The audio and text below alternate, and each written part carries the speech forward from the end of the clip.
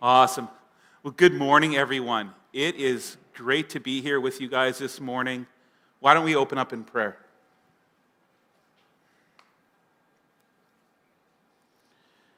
Jesus, I thank you that we can gather together, and even in this new sermon series, as we start thinking about the miracle of your birth, of your incarnation,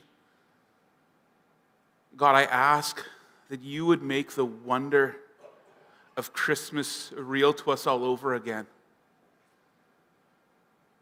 God, would you give us fresh eyes to see? Your word says that unless we come to you like a child, and no one can enter the kingdom of heaven. God, we ask for childlike eyes to see afresh the glory of who you are and what you're doing. And Father, we welcome your Spirit here. We thank you that your Spirit is here in our midst, and we ask for more. In Jesus' name, amen. Amen. So in Romans chapter 1, this isn't in the slides, but in Romans chapter 1, Paul writes this. He says, "For I am not ashamed of the gospel, because it is the power of God that brings salvation to everyone who believes, first to the Jew, then to the Gentile." And I love this statement that he makes. There's a couple of things. One is he's not ashamed of the gospel, but then he gives us the reason why, because he says, "For it is the power of God that brings salvation to everyone who believes." And what Paul is talking about, Paul is a man who's not just heard the gospel message, not just knows what it is, not just knows how to repeat it, but he's seen over and over and over again the power of the gospel to transform a human life. And sometimes I think it's easy for us to forget the power that is there in the name of Jesus. We sing the song, "There's power in the name of Jesus." I mean, that was a song maybe from 10, 20 years ago. But we forget the power of the gospel to change a human life. And it's something I feel like in the last number of months, the Lord has just been reminding me of over and over and over again. I think back a few weeks ago, the baptism services, and just hearing story after story of the power of God breaking in. And one of the things that we do in GMDS, which is the discipleship school run out of Winkler, it's an 8-month program for young adults. One of the things that we do every week is we call Testimony Tuesday, and it's a chance for students to share their testimonies. And what generally happens is they tend to go like 20 to 30 minutes, up to an hour. We saw one of those last year. Krista knows she was one of the interns last year and was a student the year before.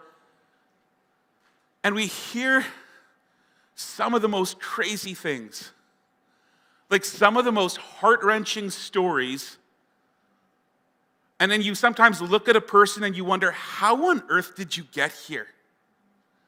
Like, how are you okay right now? How are you the person that you are when you walk through all the things that you walk through?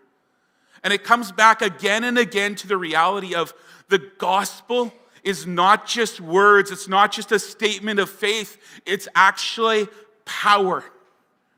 It's Holy Spirit power to transform lives. We heard a testimony this last week from one of our students, and one of the things she mentioned coming through a whole bunch of brokenness in her family is at one point she's maybe 12, 13, she's just on her bed at night, and the Lord speaks to her, and I haven't talked with her too much about the whole experience to know if it was probably just the internal voice of the Lord, but she said the Lord spoke to her clearly as a girl who wasn't following God, hadn't seen a lot of good examples in her immediate family of what Christianity looked like. And essentially what the Lord says, I'm paraphrasing because I don't remember the exact quotation, but essentially what the Lord said to her is like, "You're not ready to meet me yet." And that encounter with God started to change the trajectory of her entire life. And I look at this young woman now, and it's hard to believe that she walked through everything she's walked through in the past because God has been doing a work on the inside of her. And I was listening to it, and I'm kind of actually in tears, and I think this is to encourage a number of you here. I was kind of like trying not to tear up sitting in the back. I always have I have to come up after they share a testimony and try to say something. And then sometimes there's nothing to say. You just kind of want to cry and hug the person. But one of the things that stuck out to me is that for years, I've sat in prayer meetings where we've asked the Lord to encounter a generation. For years, I've sat in prayer meetings where we said, God, pour out your Spirit. I remember praying prayers, God, would you visit people in their bedroom at night? Would you visit them and speak your love over them? Would you speak identity over them? God, would you call them out of darkness into light? Would you encounter them? I remember praying prayers like that over and over and over again. And then I'm sitting in our classroom and I'm seeing someone who's an answer to one of my prayers. I just want to encourage you. If you've got people you're praying for, don't stop. If there is a group of people even that's on your heart to pray for, don't stop. You don't know what the Lord is doing. The Lord gave me a gift this last week because I got to see somebody who is an answer to one of my prayers. And I know there are other people praying for this person too. I didn't even know who she was, but I know there are lots of others praying. But it was just a reminder, the gospel is such good news to transform lives. And during worship, I was sitting over there and just feeling the presence of God so strongly in this room this morning. And I was kind of asking the Lord, what's up? Like, God, what are you doing? And one of the things I felt like he was speaking to me is that he's doing a preparation work in this church. Kind of the picture I had was of roots going deep, and it's like he's creating a firm foundation so that when he starts sending in the orphans and the broken and the hurting, you guys are ready. He's laying the groundwork because the message of the gospel is one that this region is so desperate to hear. And there's people sitting at home right now. Some are still in bed in Morden. And they have no idea that the gospel isn't just a bunch of words that people talk about in a church in the morning, but that it's real and powerful and is the answer for all of the problems that they're dealing with right now. This is why Christmas matters. This is why the message of Christmas matters. If you go back, and we're gonna look at Isaiah chapter 9 this morning. But if we could go back to the 8th century before Christ, it says it's the 700s BC. And in that century, in the book of Isaiah, Israel's in sin. They're in compromise. They've turned their back on him. There's idol worship. There's wickedness. There's a whole bunch of complacency. They're not following him. And so in the middle of that, the Lord starts giving them these warnings. And sometimes we think of the Old Testament God as an angry God. He's not an angry God. He's a loving God who's trying to turn people back, and they're not listening, so he has to shout a little bit. And so he's trying to get their attention, and he's warning them that judgment is coming if they don't turn. Turn. I don't want to judge you, but you're turning against me. So he's begging them to turn. And then he's giving them warnings that judgment is going to come if you don't turn, and I'm going to send the Assyrian army if you don't turn. And actually, a number of years later, in 722 BC, the Lord sends the Assyrians, and they wipe out the northern 10 tribes of Israel. They wipe them out underneath the Assyrian king's leadership. And as you look in Chronicles, kind of outlines this a little bit. Basically what happens, I think Kings does as well. Basically they come in and they take most of the people out of the land and replace them with other people. And everything is taken over. And then 21 years later, Sennacherib, who's again an Assyrian ruler, he comes in 701 and they invade the southern kingdom of Judah, and it's during the time of Hezekiah, and the Lord actually rescues Judah at that time point. But things are falling apart, and the message in these opening chapters of Isaiah is kind of a shaking one, because it's like everything is about to be torn away from you. There's darkness coming. And in the middle of that, he gives us a couple of little snippets. One is in Isaiah 7, and the other is in Isaiah chapter 9. And I want to start just by reading a verse or two out of Isaiah chapter 7. So in Isaiah 7, let me just turn there.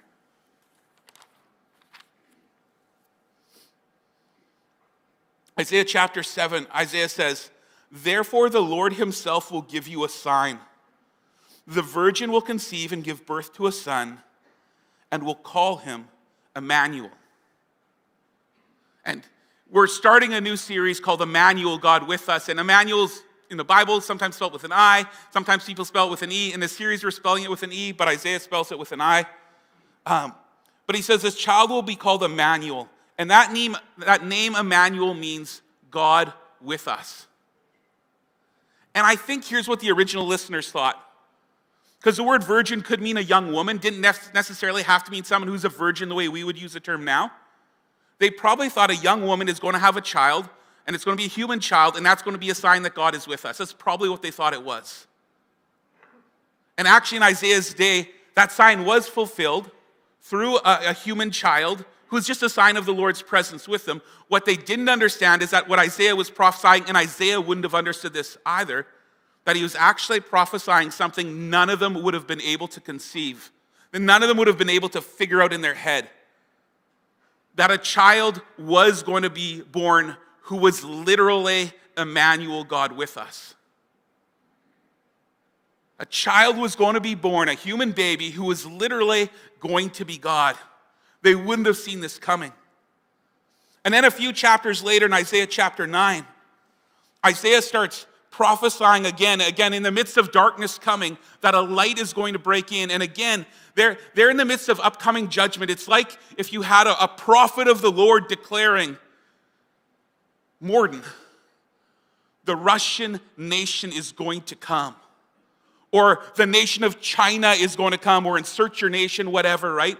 They are going to come with their military, and they're going to wreak judgment on the land. Like this was something that they were like trembling about and wondering, okay, what's going to happen?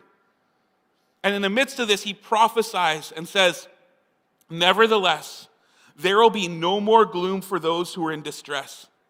In the past, he humbled the land of Zebulun and the land of Naphtali. Those were tribes in the northern kingdom. But in the future, he will honor Galilee of the nations by way of the sea beyond the Jordan.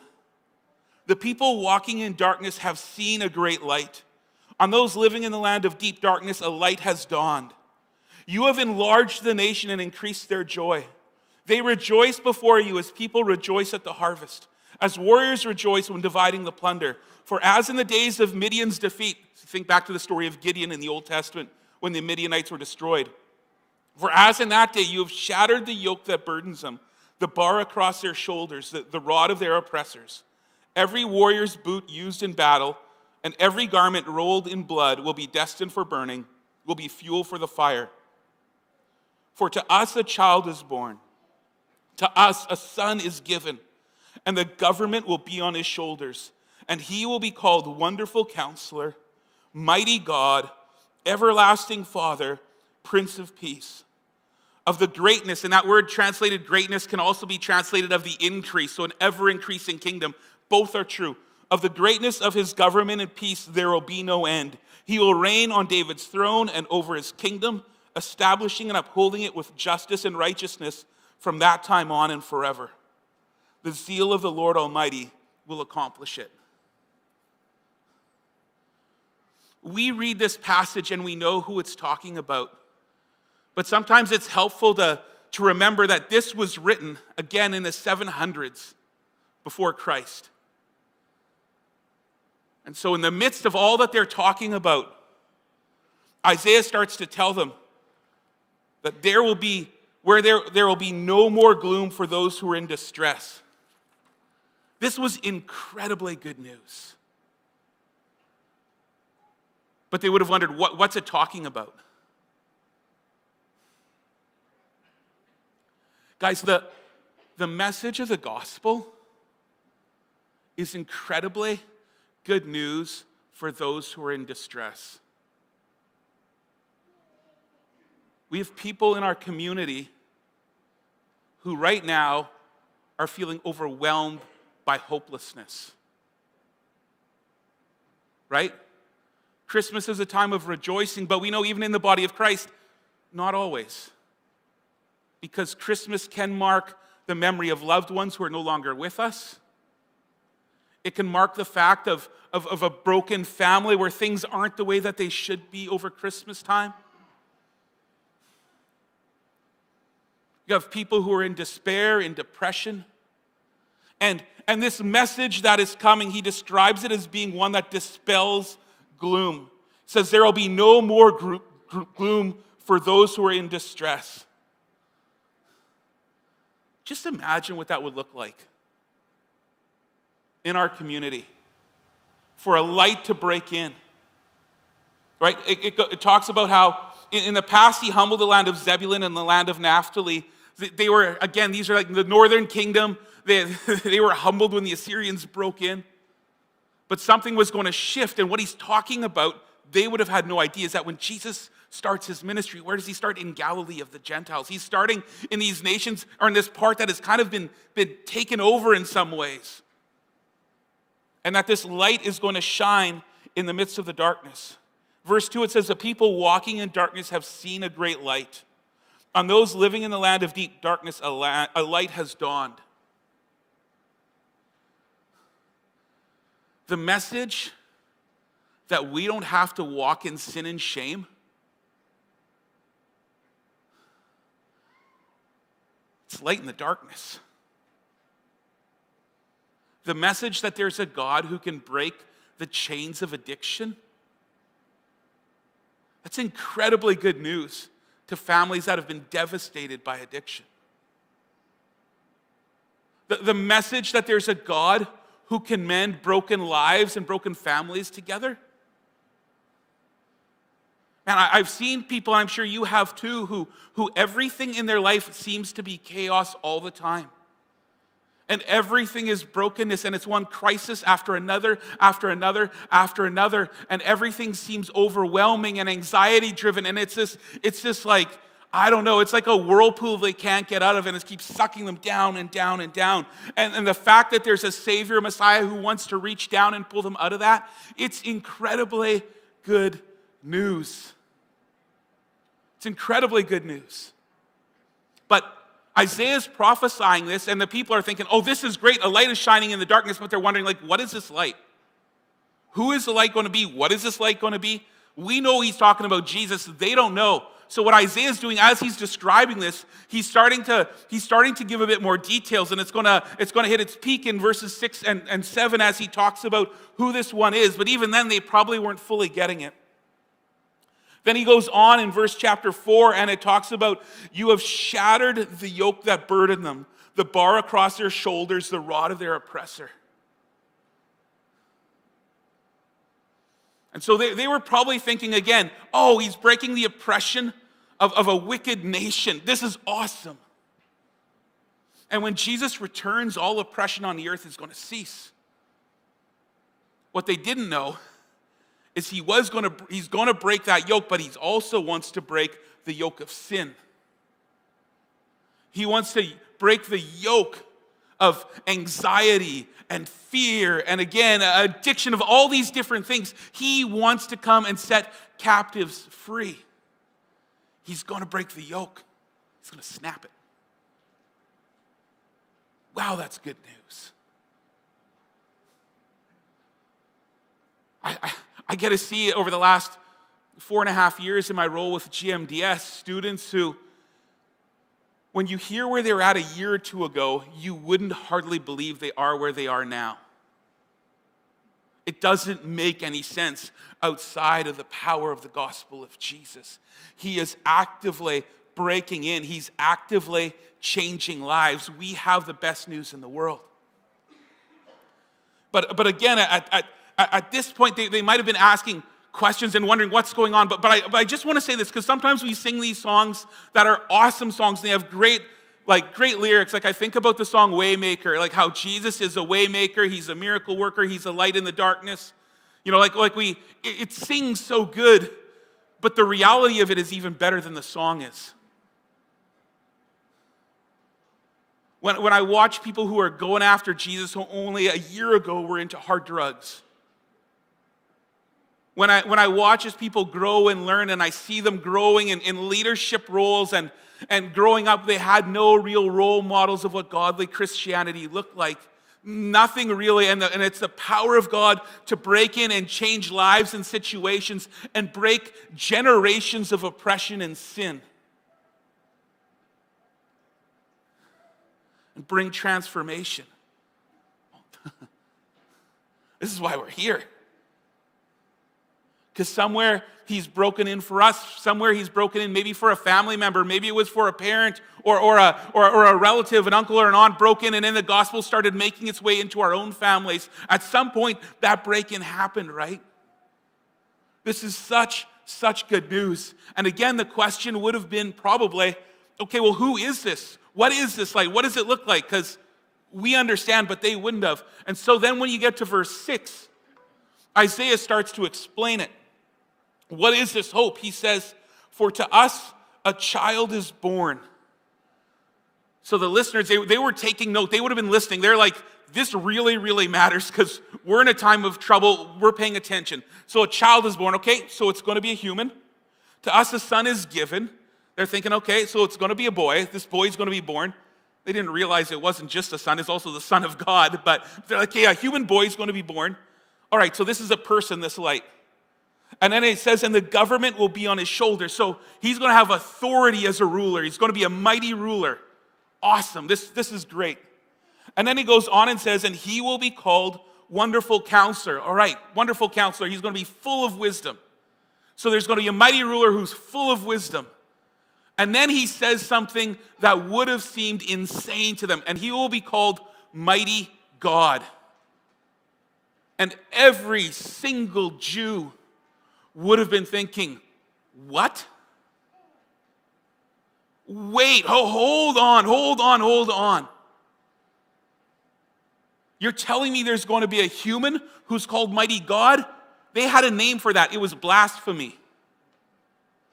You could not call anyone God. No human being is God. You can't have a human being who's God. There's only one God. What do you mean this child will be called Mighty God? And their heads would have been spinning. They're like, what's going on? To say that would be punishable by stoning. That was a blasphemy against God. It was a blasphemy unless somehow a child really was going to be born who was God. They must have listened to this and been looking at their neighbor like, if it was in a church, and it wouldn't have been given in a church, but if it was in a church, that's probably the point where you look over at your neighbor and it's like, I don't know. If I was sitting beside Julie back then, I would have been like, Julie, I think this is where we leave. This is where we get up and go, because this baby is going to be called Mighty God. Okay, they got problems, but then it gets more intense. No, he'll be called Everlasting Father. They might have been thinking he's doubling down on the blasphemy. How can a baby being born, being called Mighty God, Everlasting Father?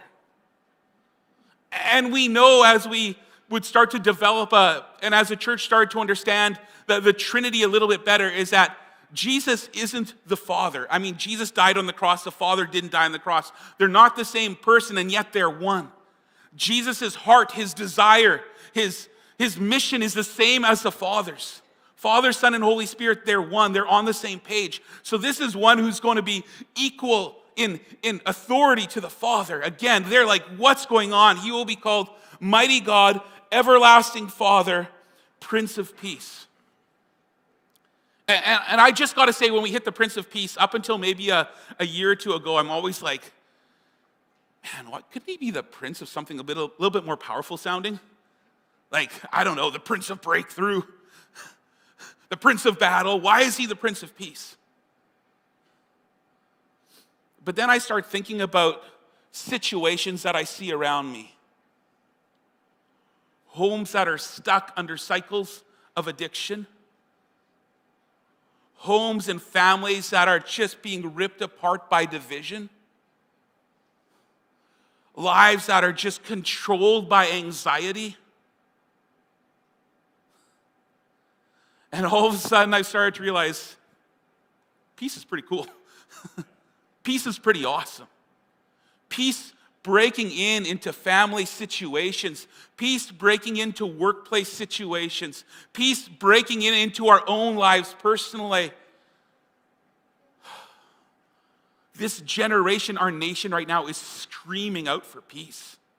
We live in a culture of outrage. Everything is like just driven by outrage, driven by outrage, driven by outrage. that we could actually live in peace. It's incredibly good news. Jesus isn't just a peacekeeper, he's a peacemaker. Because sometimes a peacekeeper can be someone who's just like, hey, let's just not bring that issue up, guys. Let's just not talk about it. We have a Christmas gathering. Let's just stay away from this issue, and this issue. Because if we bring it up, everyone's going to start fighting. Let's just keep the peace. What a peacemaker does is brings reconciliation between parties that have been torn apart. What a peacemaker does isn't just throw you a life jacket because everything's a bit stormy in your life. What a peacemaker does is he says to the waves, stop, and they stop. He's the Prince of Peace.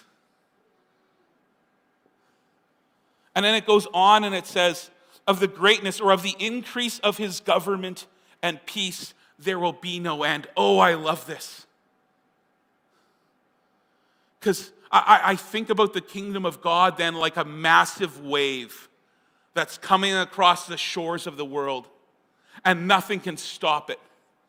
You know, the enemy can try to hold back God's kingdom, and maybe he can build a concrete wall that kind of seems to slow things down for a bit, but it's just a matter of time before that wave overtops it and pushes the things down. The devil's real. His impact is real. He can really get in the way of what God is trying to do, but ultimately he's going to be destroyed. The kingdom of God is like a wave, and of the increase of his government there will be no end. What does that look like? The wave of the presence and power of God breaking into your families, breaking in to workplace situation, breaking in to relationships. We know ultimately when Jesus returns, he's going to make everything right. Right now, there's brokenness. Ultimately, he's going to make everything right. But even now, he's restoring marriages. Even now, he's restoring families. Even now, he's at work reclaiming territory that belongs to him. By the way, the Lord never gave territory over to the enemy. The Lord, in the beginning, he gave territory to humans and said, all right, here's the earth, live in it. And the humans were like, okay, Satan, here you go. And they gave it to Satan. And the Lord's like, that wasn't what the deal was.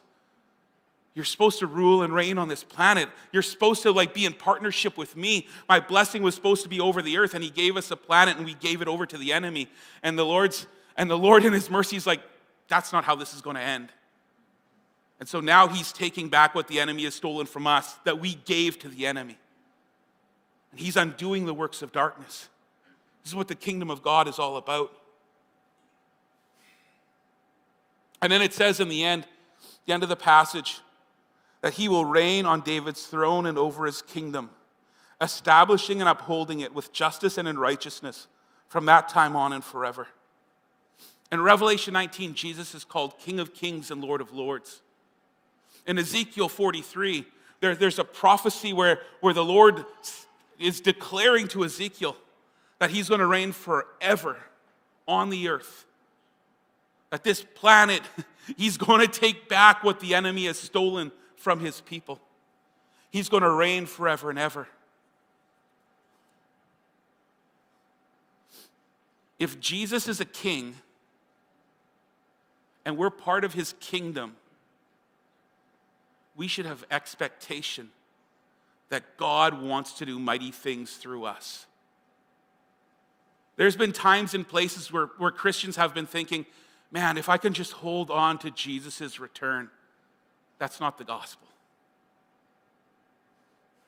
Now, we got seasons in our lives where things are going on, and for a season, maybe it feels that way. Man, if I can just hold on, because some seasons are hard and they're devastating. But the overall trajectory of our life should be, no, if Jesus is a king and I'm part of his kingdom, I should expect his kingdom is going to be advancing. I should expect to see his work and power through me. I should expect that he's calling me into something greater. The coming of Jesus changes everything. Changes everything. So, I want to just kind of, in my closing points, I want to hit kind of a few points of fleshing this out. So what does this actually mean for our lives? I want to say a few things. Jesus coming means this. Satan and his minions are living on borrowed time. The devil's real. The devil's powerful. He is. He's real, he's powerful. But not next to our Jesus. The mistake we often make is we compare the devil with ourselves. If we compare the devil with ourselves, that's a problem. Then we're in serious trouble.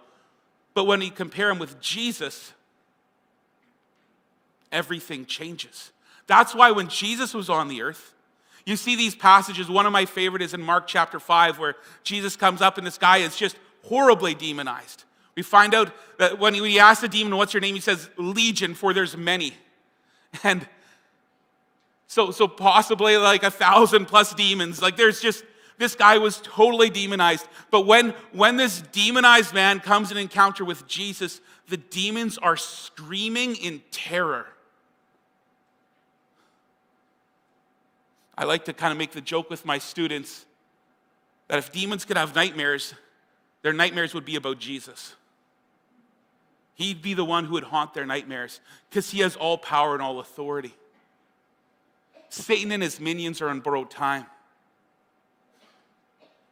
Any area in your life and any area in your family's life where you see the activity of the enemy and you see the enemy advancing, just understand, if we serve the King of Kings and Lord of Lords, we should have expectation as we pray, as we love, as we minister. We should have expectation that God wants to break into the middle of those situations. And we should have faith to pray. In John's epistles, he writes that the reason the Son of Man appeared was to destroy the works of the devil. So Satan and his minions are on borrowed time. When we understand the power of our Jesus, it changes how we pray over situations. And I think the Lord wants to release fresh faith and fresh expectation for some of you who've been praying for an awful long time and haven't seen the breakthrough. Breakthroughs are coming to this house. Not because I said it, but because Jesus is king over this house, over this church. Jesus coming means there's hope for us, and even more specifically, that there's hope for you. This passage talks about how of the increase of his government there'll be no end. Do you have territory in your heart where the enemy sort of has a foothold? Maybe it's fear. Maybe there's areas of bondage to sin. Maybe there's areas of anxiety. Jesus wants to come and reclaim the territory that the enemy has stolen. He wants to break in. Again, one of the things that's hitting me in this season, that Christianity isn't just we sit together and tell each other pep talk platitudes of God is good and God brings change. It's about a God who's real. In 1 Corinthians 4:20, Paul says that the kingdom of God is not a matter of talk, but of power. It's not a matter of talk, but of power. And he's looking for a church who will say, God, first of all, show your power in me. Reign in me. God, reign in my family. And God, reign in Morden. God, reign in this region, in the Pembina Valley region. There's hope for us. He didn't just come to tell the captives in Isaiah 61, he didn't just come to tell the captives there and pat us on the back. He came to set the captives free. And then thirdly, his coming means that we are not alone because he is Emmanuel, God with us. And this is so important because on this side of heaven, there's delay. On this side of heaven, even as the kingdom of God is breaking in, every situation doesn't always go the way that we want it to. But the difference for a follower of Jesus is this: you never walk through a season alone. One of the interesting things in the Old Testament, and it's in Isaiah's book, is that one of the titles for Jesus is the suffering servant. That Jesus understands our pain and our hurt.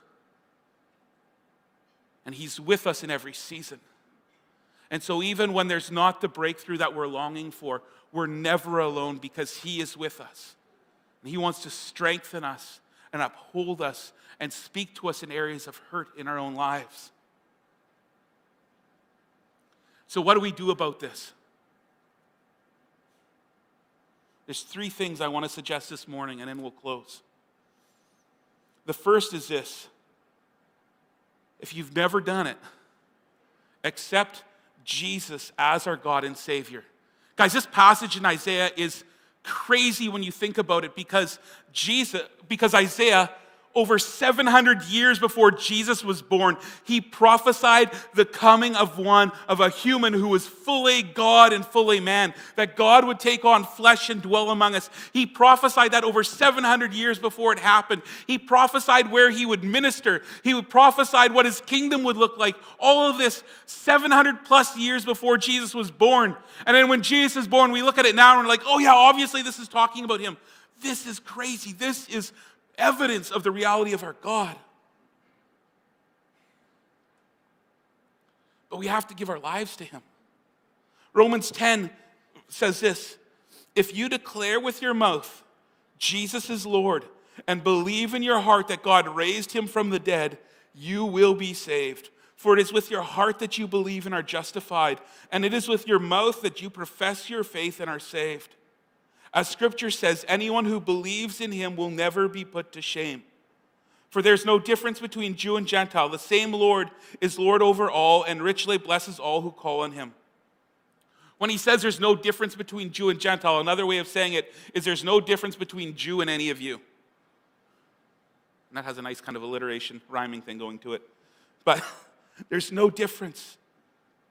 For everyone who calls on the name of the Lord will be saved. If you've never given your life to Jesus, I just want to tell you that Jesus' coming changes everything. Make him Lord of your life today. And Romans tells us it's very simple.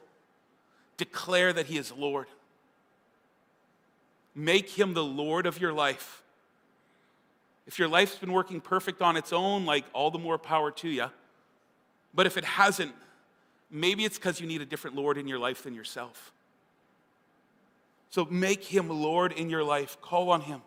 Secondly, allow him to reign in you. We have this language that we use at GMC, and we talk about God as our functional Lord. And what we mean by that is that there's a lot of Christians who would say, yeah, Jesus is my Lord, and the actual reality is that they're their own Lord and they live however they want. They often put the name of Jesus in bad repute because they say Jesus is their Lord when the reality is Jesus isn't their Lord, they live for themselves. But we use the term functional Lord that, no, he's actually our God. He's the one that we want to follow. He's the one we want to obey. And that means we have to lay down our sin and our rebellion. Jesus wants to reclaim territory in your life, but you can't do it if you refuse to give him the reins. If you say, no, I'm in charge of this area, I'm in charge of this area, I'm in charge of this area, well, he'll leave you to yourself. We actually have to say, Jesus, take control of my life. Jesus, I'm going to follow your ways. Again, sometimes people it's lip service, and they declare that he's Lord, but he's not actually their Lord, and they're keeping control of everything. We actually have to surrender these areas to him and live according to his ways. And then finally, we have to join him on his mission. If we keep on reading in Romans 10, it says, how then can they call on the one they have not believed in? Think about this in Morden, or in your families, or in your workplaces.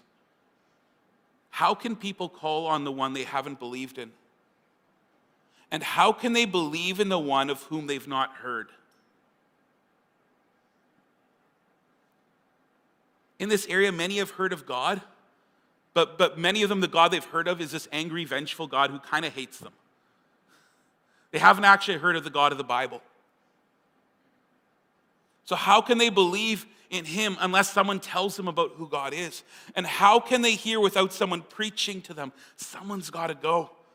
And how can they preach unless they are sent? As it is written, how beautiful are the feet of those who bring good news.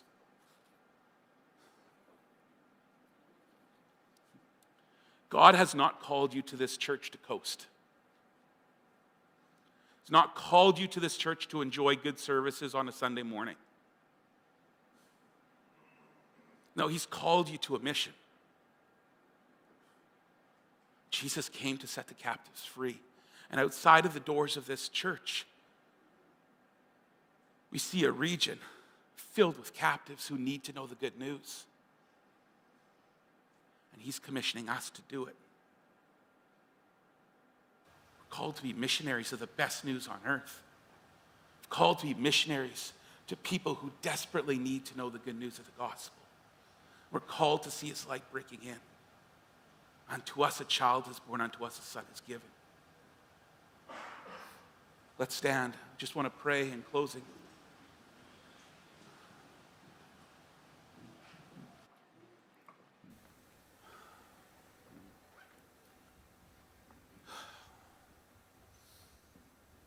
One of the passages I mentioned today, 1 Corinthians 4:20, it says that the kingdom of God is not a matter of talk, but of power.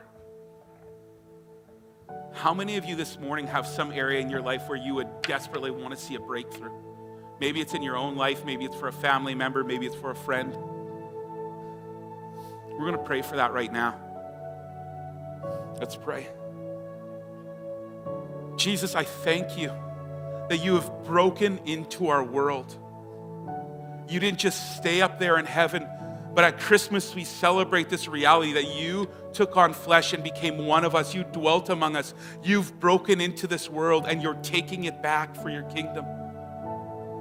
What the enemy is covered with darkness, in the middle of that darkness, a light has dawned and you are taking back what the enemy has stolen. God, we ask this morning in the name of Jesus that you would break into our lives and into our situations. God, we lift up to you this morning financial situations. We lift up to you family situations. We lift up to you issues with sin. We lift up to you situations with friends who are far from you. Lord, we lift up to you situations of addiction. And we ask this morning, God, would you break in power? Lord, we declare your word that says of the increase of his government, there will be no end. God, we ask for your kingdom breaking into our region. Lord, into the lives of our family members, kids, nieces, nephews, grandkids, uncles, aunts, grandparents, parents. God, we ask for the breaking in of your kingdom, that you would visit people on their beds at night, or that you would visit them at Tim Hortons, at coffee shops through us, all the different coffee shops, all the different restaurants, God, that every place would become a missionary center. God, we ask for the community of Morden. God, have mercy. God, have mercy on those who have not heard. They have not really heard who you are. Or they've heard, but their ears were deaf. God, let them hear it again. God, we ask, and I ask for this church. Send us out in power. Send us out with so much joy and hope. Would you bring freedom? Would you bring transformation? And then, Lord, I pray for Christmas gatherings this year. Even ones that are already beginning to happen, extended family gatherings. Lord, I pray for awkward situations where there's been brother and sister in long time just separation and division. God, where there's been parents and kids or grandparents and whatever, Lord, where there's been division. God, we ask for your kingdom breaking in. Jesus, you are the peacemaker, and we ask for peace to break in.